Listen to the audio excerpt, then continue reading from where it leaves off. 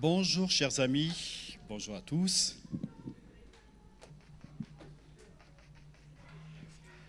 Je ne comprends pas tout.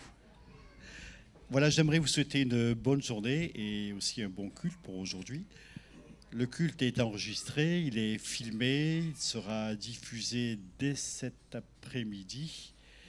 J'aimerais que l'on prie ensemble. On va prier pour le déroulement de ce rassemblement.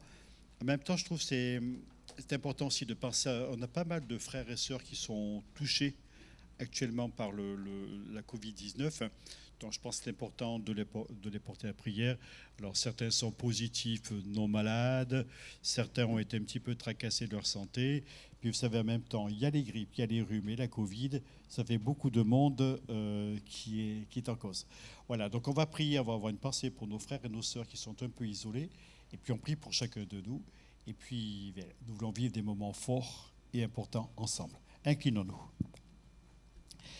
Père Céleste, nous voulons goûter à ta présence aujourd'hui. Nous te remercions pour cet amour qui est si grand pour chacun d'entre nous. Béni sois-tu, Seigneur, parce que tu as ton regard favorable sur notre rassemblement, sur la parole que nous voulons partager, sur les chants que nous voulons chanter. Seigneur, je te prie pour ceux qui, parmi nous, ont été obligés de s'isoler aujourd'hui, ceux qui sont malades, ceux dont on n'a pas de nouvelles. Te prions, Seigneur, de visiter les uns et les autres et de te révéler à leur cœur, de leur faire beaucoup de bien. Seigneur, de leur montrer ton amour et ta présence dans leur vie. Conduis cette matinée, s'il te plaît. Dirige chacun de nous dans la louange, dans la communion fraternelle, dans la réceptivité, de te recevoir dans notre cœur. Nous voulons recevoir ton amour, ta présence. Merci notre Père, au nom de Jésus, j'ai prié. Amen. Amen. Tu peux mettre le pied ici.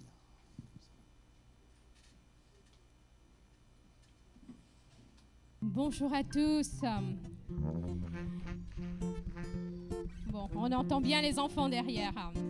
On va commencer par ce chant qui dit « Jésus est le rocher de ma vie ». Jésus est le rocher de votre vie ce matin. Amen.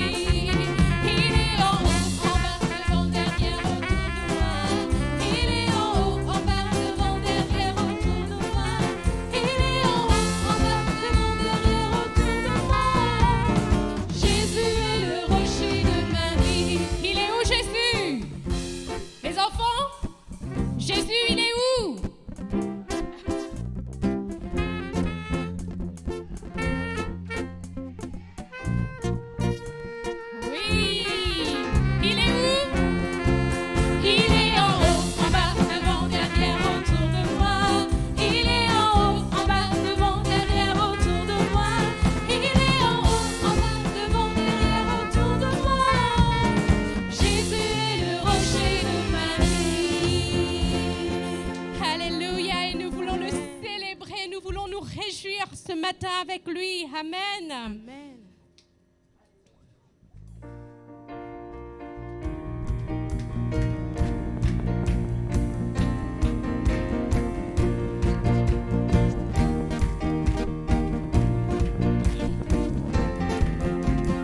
Il est prêt en Jésus, il est la raison de notre joie, car il a pris nos péchés. Oubliez ma jamais.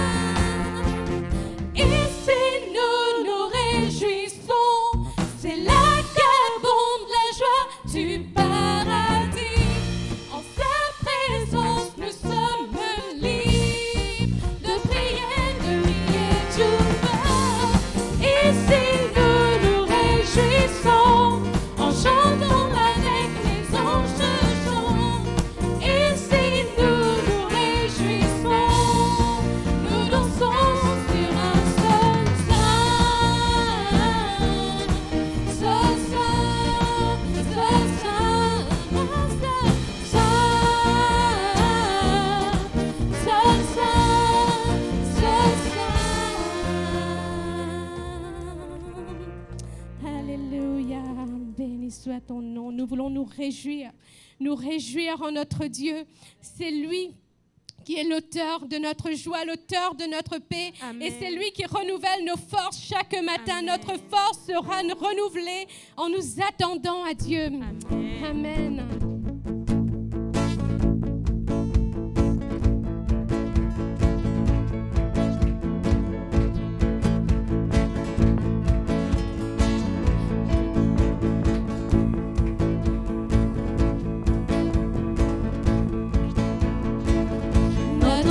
Sera renouvelée en nous attendant à Dieu. Nous attendons à Dieu.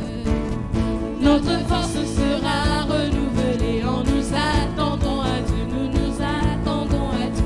Il règne à jamais Seigneur, espoir puissant libérateur. Tu es le Dieu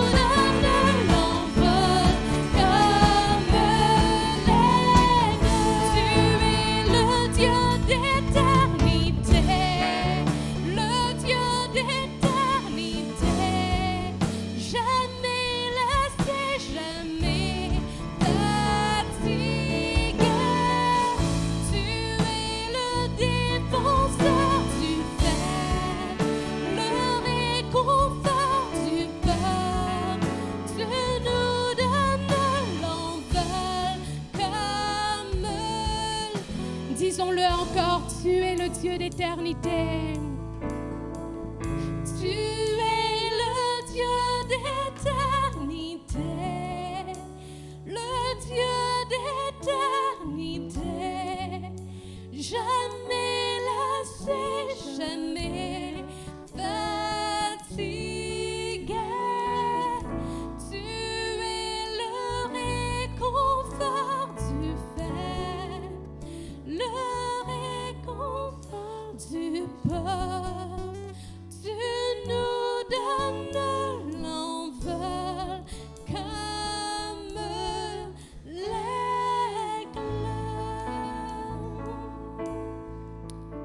Alléluia, Seigneur Jésus.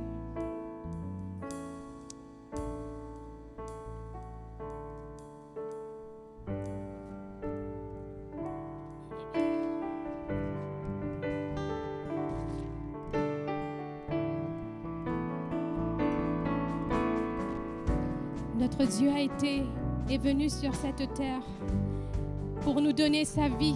Il a été méprisé, accusé pour nous. Que vraiment ce matin nous puissions élever nos voix.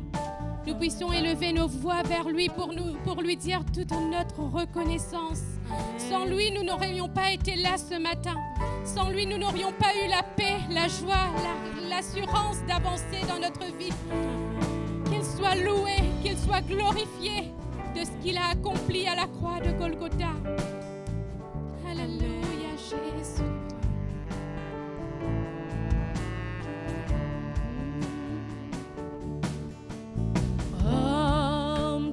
tous les fils de Dieu, trahis par les siens, le fardeau de notre péché sur Jésus fut posé. C'est lui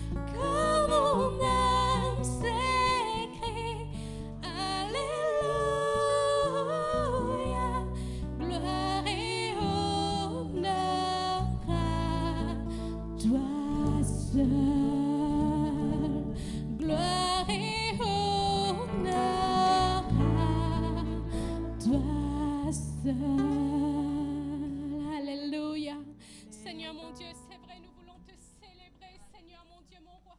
Nous voulons te bénir, Seigneur, mon Dieu. Tu as été méprisé, Seigneur, mon Dieu, mon roi. Seigneur, on t'a humilié, Seigneur, faussement accusé, Seigneur, mon Dieu. Tu as tout accepté par amour pour nous, Seigneur, mon Dieu, mon roi. Tu as fait effacer nos dettes. Tu as payé le prix fort pour nous, Seigneur, mon Dieu, mon roi. Quelle grâce, quelle joie, Seigneur, mon Dieu, nous avons encore ce matin de célébrer un Dieu vivant, le Dieu qui nous a rachetés, Seigneur, mon Dieu, mon roi. Alléluia, Dieu soit loué, soit glorifié, Papa éternel. Amen.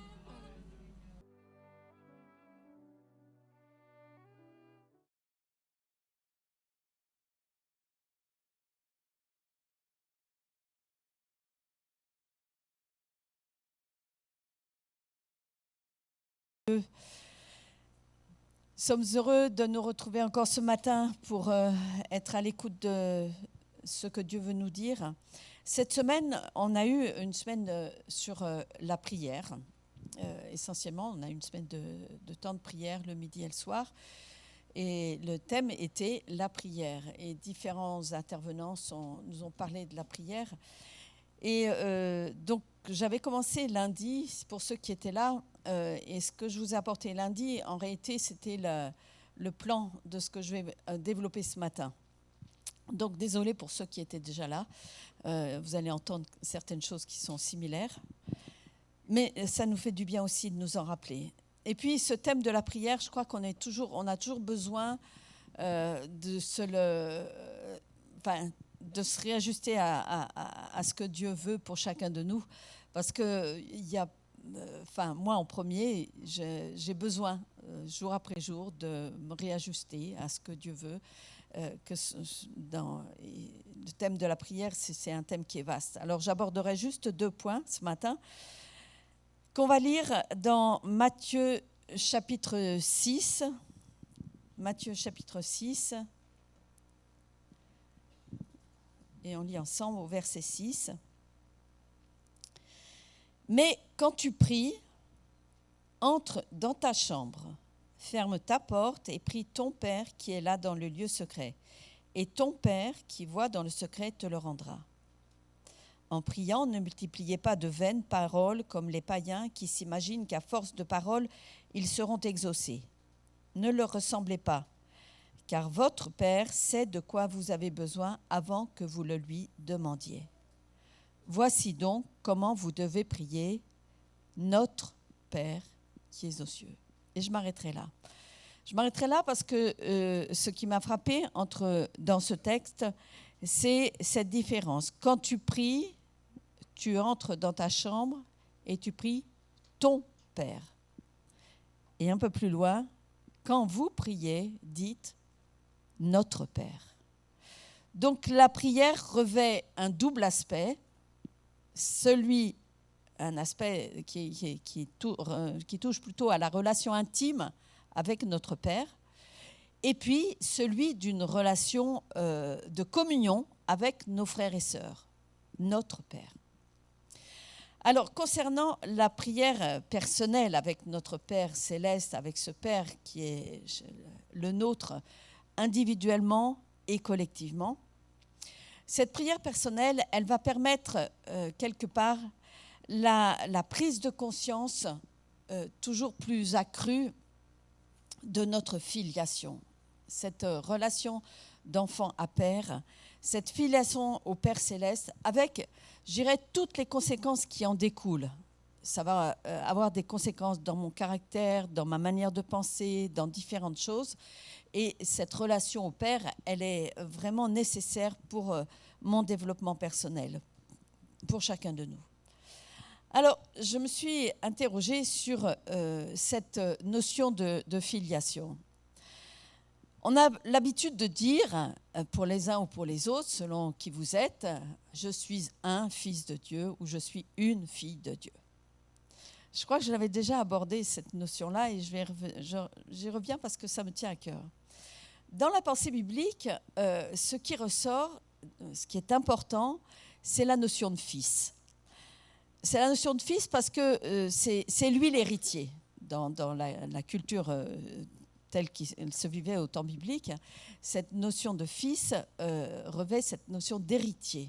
C'est la notion d'héritier. Et bien sûr, il n'est pas question de genre.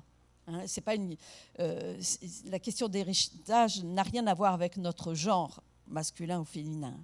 En plus de ça, la Bible est claire, on sait qu'en Christ, il n'y a plus ni homme ni femme. Mais donc, cette question-là n'a plus lieu d'être, c'est plus un sujet de polémique ou de dispute. Donc, c'est dans cette position d'héritier que nous pourrons nous placer chacun individuellement lorsque nous sommes dans l'intimité avec notre Père Céleste. En plus, Dieu va nous considérer vraiment comme des fils uniques. De même que Jésus a été le Fils unique, le avec un grand L majuscule, le Fils unique du Père, nous sommes aussi chacun pour notre part des fils uniques de notre Père. Alors, en ce qui concerne l'héritage, quand on est fils unique, il n'y a pas de problème de dispute.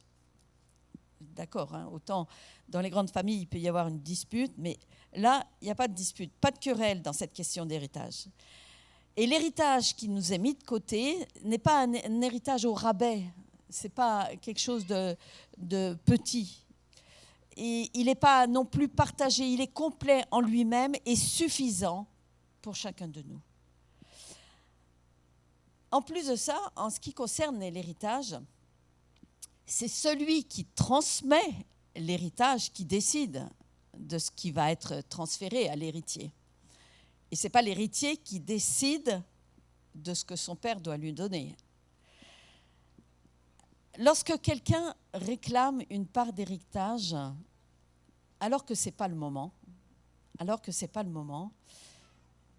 il risque fort de mal l'utiliser. Et rappelez-vous l'histoire de la parabole de Luc 15, de ce fils cadet qui a voulu réclamer sa part d'héritage avant l'heure. En fin de compte, il a tout perdu.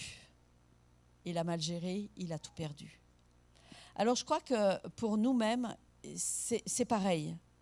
En ce qui concerne notre prière, dans l'intimité de notre chambre, dans ce cœur à cœur avec Dieu, dans ce face à face avec Dieu, ce ne sont pas des revendications qu'on va exposer devant notre Père. Ça n'a rien à voir. Nos prières ne sont pas un lieu fait pour revendiquer quoi que ce soit dans ce que Dieu doit ou devrait nous donner. Mais dans ce cœur à cœur, c'est bien, je trouve, une attitude de confiance qu'il nous faut avoir. Confiance en ce Père qui sait si bien ce qu'il nous faut. Et surtout qui sait si bien comment on va le gérer. Notre prière n'est pas faite pour changer l'attitude de Dieu envers nous ou lui faire modifier son testament. On n'est pas là pour faire modifier le testament de Dieu. Mais elle doit nous amener à changer notre attitude envers notre Père Céleste, chez qui, lui, il n'y a ni changement, ni ombre de variation.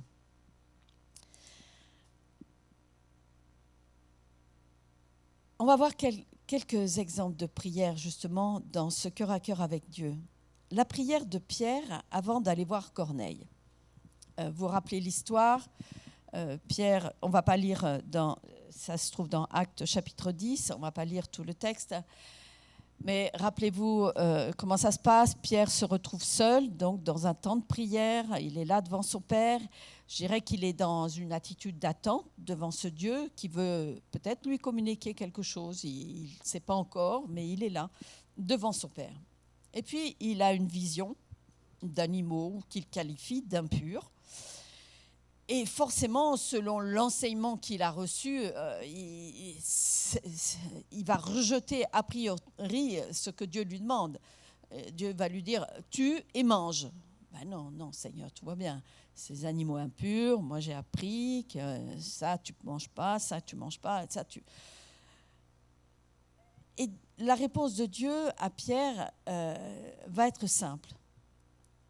Ce que Dieu a déclaré pur ne le regarde pas comme souillé.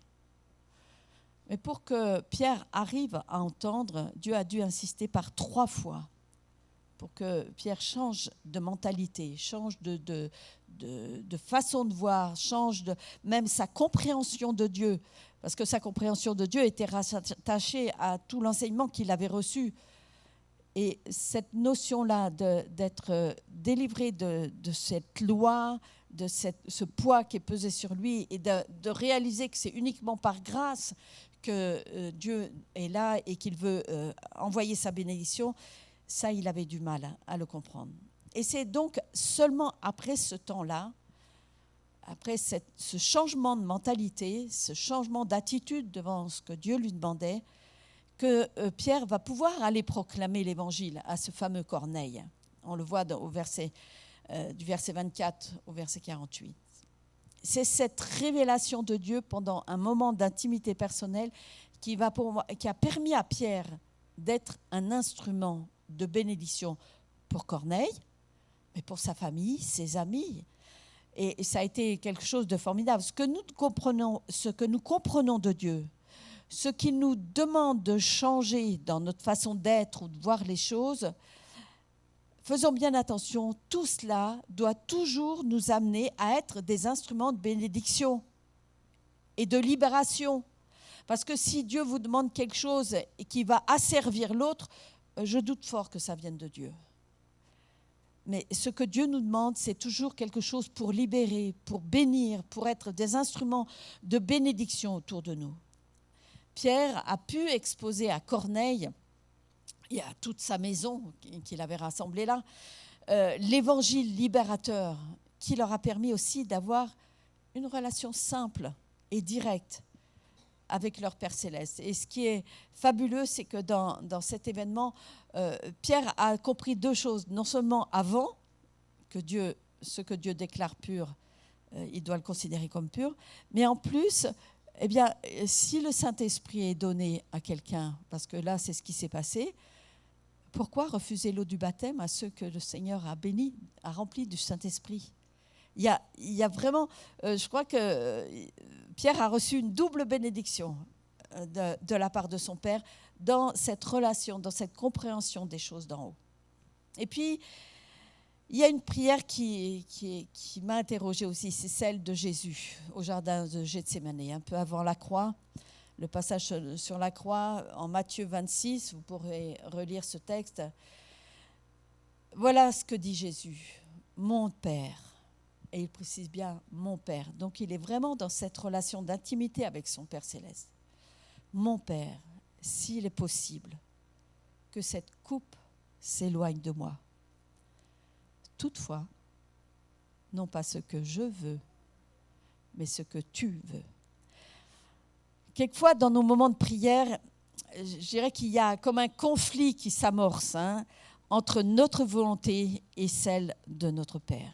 Il y a un conflit qui est là. Et si on est vraiment honnête devant Dieu, on va réaliser que c'est la volonté de Dieu qui est la meilleure. Même si à court terme, on ne voit vraiment pas que cette volonté soit vraiment pertinente et utile, que ce soit vraiment la bonne réponse. Parce que là, pour Jésus, il savait, il a accepté pleinement ce passage par la croix.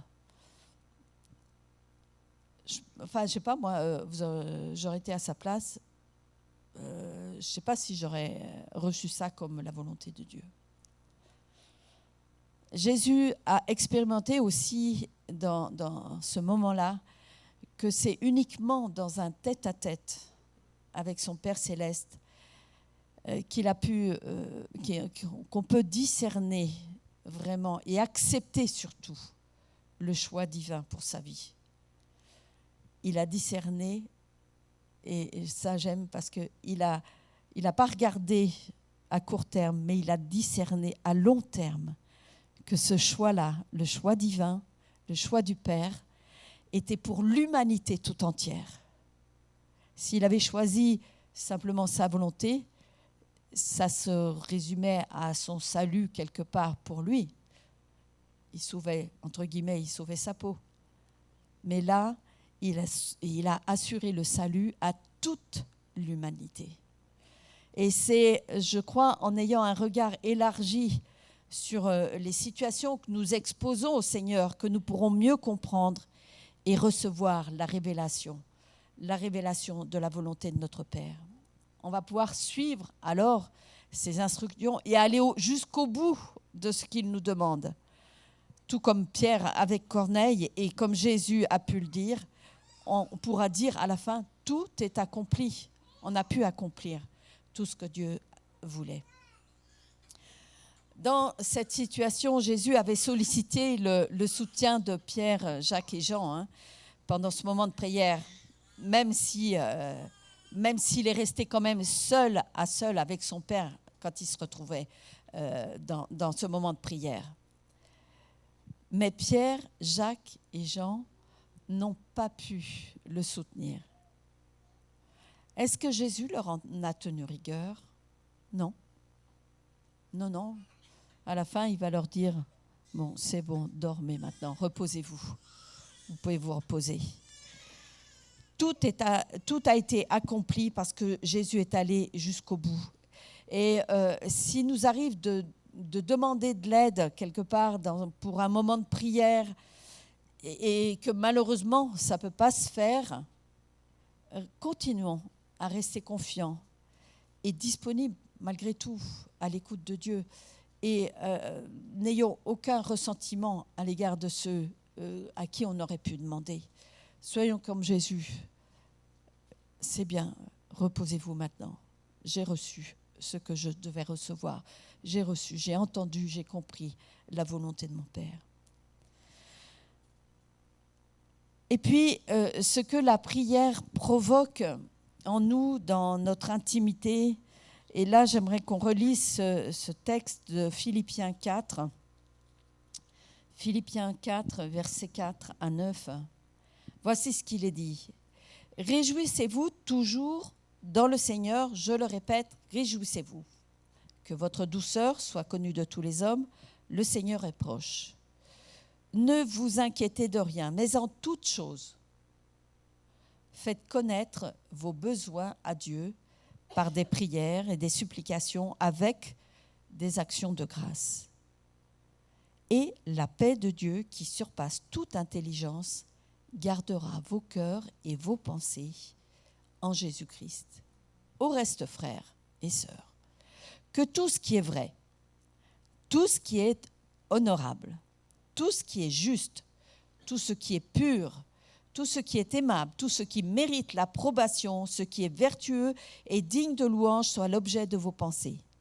Ce que vous avez appris, reçu et entendu de moi et ce que vous avez vu en moi, pratiquez-le, et le Dieu de paix sera avec vous. Ces versets de l'apôtre Paul ont été utilisés plusieurs fois cette semaine par les différents intervenants qui nous ont partagé la pensée que le Seigneur avait mise sur leur cœur. Et j'avais envie de reprendre vraiment ce verset parce que Paul parle d'abord des prières et des supplications avec des actions de grâce qui doivent être exprimées. Les prières, les supplications sont exprimées avec des actions de grâce et qui vont engendrer la paix. Cette paix, alors, sera le gardien de nos cœurs et de nos pensées. Et puis vient ensuite, justement, ce que cette paix va générer dans nos pensées. Ce qui est aimable, ce qu'on a lu, ce qui est vrai, ce qui est honorable, ce qui est juste, etc.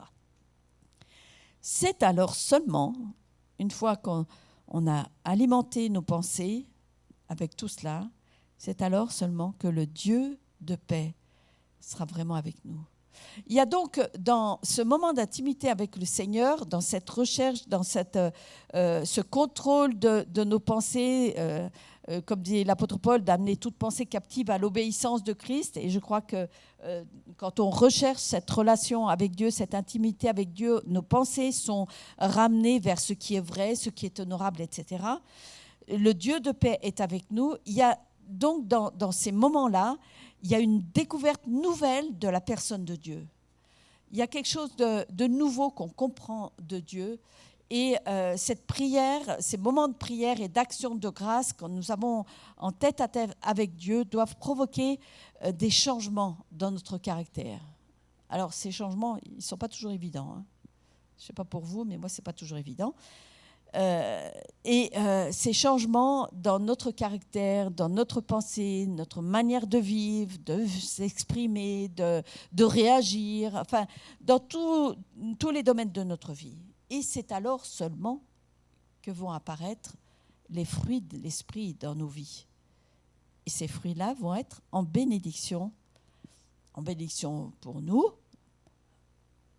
mais aussi autour de nous et auprès de tous ceux qu'on pourra rencontrer. Cette prière d'intimité est donc essentielle pour avoir ce changement intérieur qui va nous transformer à l'image de Jésus. Et puis on va aborder cette prière, cette deuxième notion dont je parlais, cette relation de communion qui peut être établie lors de cette prière en commun. La prière communautaire avec le Père Céleste. Cette prière-là, elle va mettre en œuvre et de façon concrète l'expression de la fraternité spirituelle. Ça va nous permettre, alors autant la prière dans l'intimité nous permet un progrès individuel, une compréhension, un changement, etc., autant cette prière en communauté va nous permettre un progrès spirituel, non seulement à nous, mais à toute la communauté, à toute l'Église. Il va y avoir une réelle coopération pour le développement de chacun. Autant, je disais, cette prière dans le secret de notre chambre doit nous changer, autant la prière en Église devrait entraîner un changement dans nos relations. Quand nous nous exprimons en Église, nous exposons également notre ressenti concernant les choses de Dieu, notre approche de Dieu, mais également, et c'est peut-être pour cela que certains n'osent pas prier quand on est tous ensemble, parce que c'est aussi un moment où on dévoile son cœur. On dévoile son cœur devant les frères et sœurs. Mais cette pratique va avoir quand même un double avantage. D'abord, pour ceux qui écoutent la prière de l'autre, la prière d'un frère, d'une sœur, eh bien, cette pratique va ouvrir la porte à plusieurs pour la compréhension de ce Père qui nous est commun à tous, qui nous est personnel et commun en même temps. Et puis pour ceux qui expriment leur prière, ça va leur donner la possibilité d'être des instruments de bénédiction pour l'ensemble de l'Église, l'ensemble de la communauté. David l'avait clairement exprimé dans le psaume 133. On va peut-être le lire, ce psaume, parce qu'il est vraiment beau, puis comme il est court, au psaume 133, voici ce qui nous est dit. « Oh, qu'il est bon ! Voici, oh, qu'il est agréable, qu'il est doux pour des frères de demeurer ensemble. C'est comme l'huile précieuse qui, répandue sur la tête, descend sur la barbe d'Aaron, qui descend sur le bord de ses vêtements. C'est comme la rosée de l'Hermon qui descend sur les montagnes de Sion, car c'est là que l'Éternel envoie la bénédiction, la vie pour l'éternité. » Je trouve qu'il est magnifique ce psaume. Qu'il est bon pour des frères de demeurer ensemble. Ensemble. Dans ce psaume, il est parlé de l'onction qui est répandue sur Aaron, donc un sacrificateur, mais qui se répand tout autour. Et cette onction, elle se répand sur ses vêtements, mais je crois que l'odeur se répand aussi tout autour. Tout le monde en est bénéficiaire. Il compare, le psalmiste va comparer aussi à cette onction, cette bénédiction d'être ensemble, à de la rosée qui imprègne la montagne de l'Hermon et qui descend pour arroser les montagnes de Sion. Et je crois que quand on élève notre voix au sein de l'Assemblée, c'est comme une onction divine que nous recevons et que nous répandons autour de nous. Je dirais, c'est du gagnant-gagnant. Autant on peut avoir peur de perdre un petit peu de se dévoiler quelque part. Non, avec le Seigneur, c'est toujours du gagnant-gagnant. Et je me suis dit, peut-être que quelquefois, on dit, ouais, il n'y avait pas d'onction dans l'Église. C'est peut-être parce que nous n'apportons rien qui puisse redescendre sur l'ensemble. Chaque fois qu'on loue le Seigneur, qu'on est réjoui et béni par sa présence, eh bien, on peut répandre cette bénédiction pour nos frères et nos sœurs. Je trouve que c'est important. Ne gardons pas pour nous-mêmes, l'expression de notre gratitude, l'expression de notre amour pour le Seigneur, nos actions de grâce envers ce Père qui nous a tout donné. La joie d'être ses enfants doit être partagée. Il y a une citation, je ne sais pas si vous la connaissez, qui dit « Partage ton pain, il diminue. Partage ton toit, il ne diminue pas. Mais partage ta joie, elle augmente. » Ça, ne nous privons pas de partager notre joie, de partager cette joie quand nous sommes ensemble. Nous serons alors bénéficiaires de toutes les grâces du Seigneur. Et la force du Seigneur sera avec nous. La joie de l'Éternel sera notre force, comme dit Néhémie au chapitre 8, verset 10. Alors, il y a plusieurs exemples dans la Bible de cette bénédiction partagée, dans le fait d'être ensemble et d'exprimer nos louanges et nos prières à notre Père céleste. Le jour de la Pentecôte, rappelez-vous, le texte nous dit, en Acte 2, le jour de la Pentecôte, ils étaient tous ensemble. Tous ensemble. Et ils se mirent à parler en d'autres langues. Ce qui caractérise ce jour de la Pentecôte, c'est que les 120 réunis qui étaient dans la chambre haute étaient ensemble, mais pas seulement physiquement ensemble. Parce qu'on peut être là physiquement, mais pas être là, avoir la tête ailleurs. Ils étaient non seulement ensemble physiquement, mais aussi unis dans un même esprit, unis par l'esprit. Et quand ils sont exprimés oralement, il y a eu quelque chose, une bénédiction qui s'est répandue, puisqu'ils sont vraiment exprimés oralement, puisque la multitude les a entendus. Chacun parlait dans sa propre langue. Le Saint-Esprit leur a donné cette liberté de parler des merveilles de Dieu. Et quand on est ensemble, je crois qu'on a toujours l'occasion de parler des merveilles de Dieu. Ils n'ont pas été là pour parler de leurs bobos, ils ont été là pour parler des merveilles de Dieu. Et tous ont été réjouis. Alors, non seulement les 120 rassemblés, mais en plus, tout un tas de gens qui ont accouru parce qu'ils ont entendu des choses se passer. Il y a eu vraiment une libération qui s'est faite. Il y a eu ce passage de l'esprit qui a fait que des gens sont venus, qui se sont interrogés. Ils ont été là, ils se sont dit « qu'est-ce qui se passe ?» Alors certains ont été convaincus. « Ah ouais, il parle dans ma langue, je peux le comprendre, j'entends qu'il me parle des merveilles de Dieu. » Et puis, bien sûr, il y aura toujours des gens qui vont se moquer. Il y en a eu à ce moment-là. Mais qu'importe, ils étaient ensemble. Et la bénédiction a touché l'ensemble des 120 qui étaient réunis. Il y a un autre exemple qui m'a frappée. Alors, il est un peu plus restreint, mais il y a quand même cette notion d'être ensemble. C'est la guérison du boiteux qui se trouve à la porte du temple qu'on appelle la Belle. En Acte 3, il est précisé que Pierre et Jean montaient ensemble. Ils étaient ensemble pour aller à la prière. Et tous les deux, il est bien précisé que tous les deux ont regardé cet homme qui était boiteux. Et Pierre, il n'y en a qu'un qui a prononcé des paroles, mais je crois qu'ils étaient vraiment tous les deux d'accord sur cette parole que Pierre a prononcée, cette parole toute simple. « Je n'ai ni argent ni or, mais ce que j'ai, je te le donne. Au nom de Jésus-Christ de Nazareth, lève-toi et marche. » Et alors, ce qui m'a plu, c'est que s'ils n'étaient que deux ensemble, ils sont devenus trois avec le boiteux. Et puis, ils sont rentrés dans le temple. Et il y avait toute une assemblée. Donc là, ils étaient une multitude.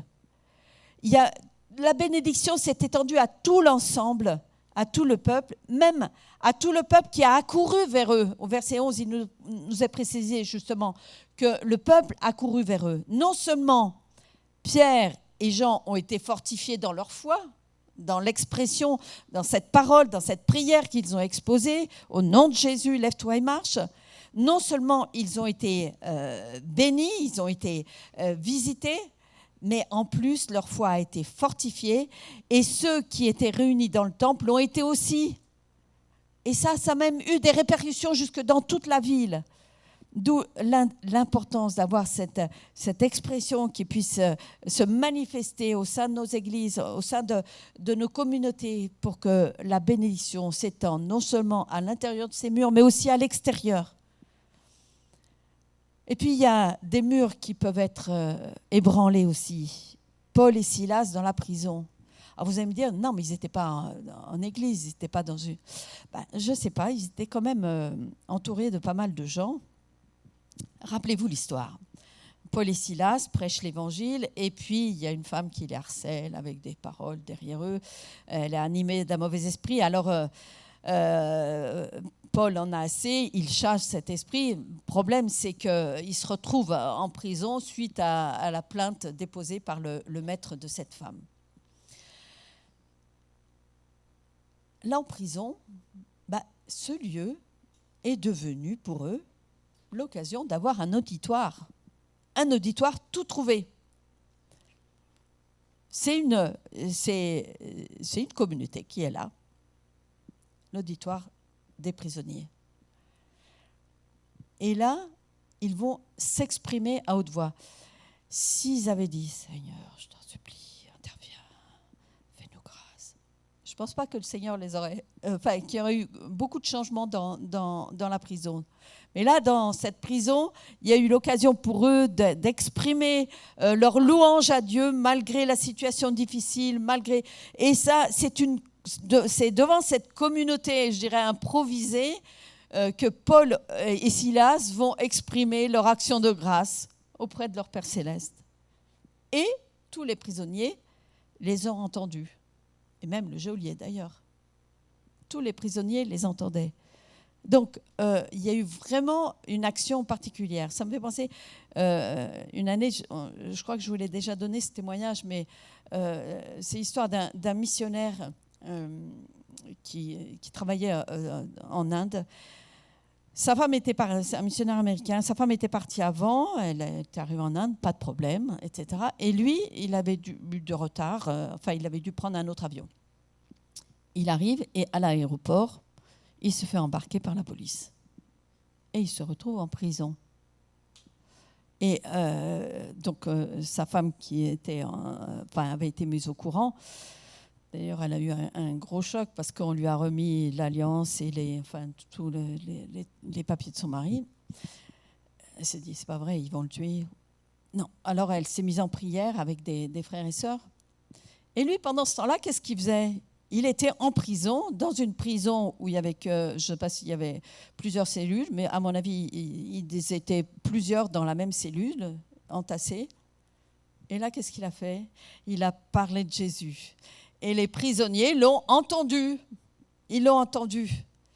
Comme Paul et Silas dans la prison. Et il a été libéré après. Il dit, jamais j'aurais pu atteindre cette population. Mais Dieu a été là. Il a changé cette situation. C'était une communauté improvisée pour cet homme, de la même manière que pour Paul et Silas. C'était une communauté improvisée. Et ici, ils ont pu exprimer leur action de grâce. Et tous les prisonniers les ont entendus. Dieu a non seulement touché les murs de la prison, puisqu'il est dit que les murs de la prison se sont ébranlés, les fers des prisonniers se sont détachés, etc.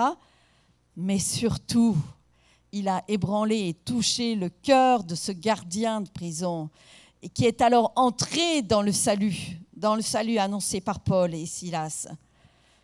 Et cette bonne nouvelle a été reçue par toute la famille. Il y a vraiment des bénédictions à s'exprimer non seulement pour nous-mêmes. Paul et Silas en ont bénéficié puisqu'ils ont été libérés, mais en plus, ce geôlier et toute sa famille a été libéré intérieurement et a rencontré Jésus. Il a été au bénéfice de cette bonne nouvelle du salut.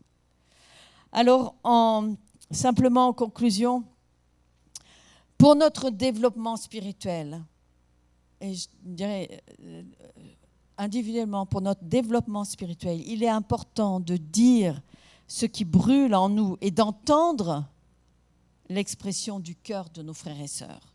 Je crois que c'est important. Ne nous privons pas de faire du bien autour de nous par nos prières et notre adoration. Il y aura forcément des retombées personnelles, mais aussi communautaires. Et puis, pour revenir sur le premier point que j'ai abordé, dans notre vie de prière personnelle, seul avec notre Père, cette vie de prière va être enrichie par toutes les expériences que nous pourrons faire. Je dirais que c'est un cercle vertueux que nous instaurons dans notre vie de prière. Et ce cercle aura des retombées, je dirais, à long terme. Il va y avoir des retombées à long terme pour nos proches, que ce soit en église, dans nos familles, dans notre société, sur notre lieu de travail, quelque part, où que ce soit, notre prière très personnelle, dans ce cœur à cœur avec Dieu, va avoir des retombées à long terme pour tous ceux qui ont besoin de la grâce de Dieu. Que Dieu nous aide vraiment à exprimer tout notre cœur devant lui. Merci Seigneur. Merci de ta fidélité. Merci de ce que tu es chaque instant de chaque jour avec nous. Merci de cette onction divine que tu répands, que tu veux répandre sur ton Église, que tu répands sur nous dans notre face à face avec toi, lorsque nous sommes seuls à seul avec toi. Je peux dire que tu es mon Père, mais aussi que tu es notre Père. Je peux reconnaître que je suis un fils bien-aimé, mais aussi que je fais partie de cette famille de Dieu, que j'ai des frères et sœurs, que je suis au bénéfice de cette grâce qui descend d'en haut du Père des Lumières. Béni soit ton saint nom, Jésus, que l'honneur, la louange, la gloire te reviennent. Tu es roi des rois et seigneur des seigneurs, et nous avons toujours besoin de ce face-à-face pour être aussi en bénédiction avec nos frères et sœurs. Gloire te soit rendue, Jésus. Amen. Amen.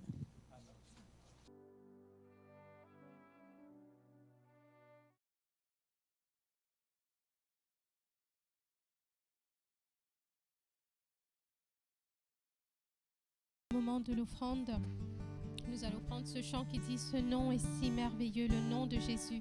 Et je vous rappelle juste qu'il y a 2 offrandes, c'est le premier dimanche du mois. Le premier, c'est l'offrande de l'Église et le deuxième, ce sera le tronc pour l'œuvre missionnaire.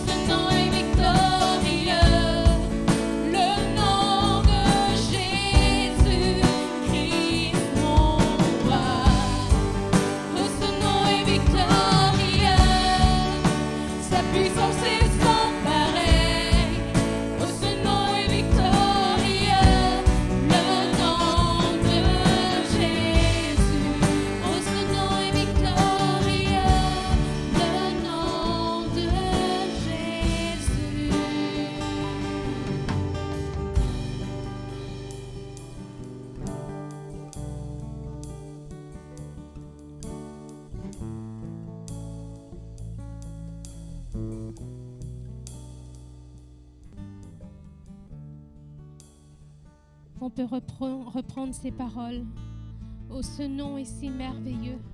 Proclamer que le nom de Jésus est si merveilleux et si glorieux. Amen. Le nom de Jésus est un nom victorieux. Alléluia.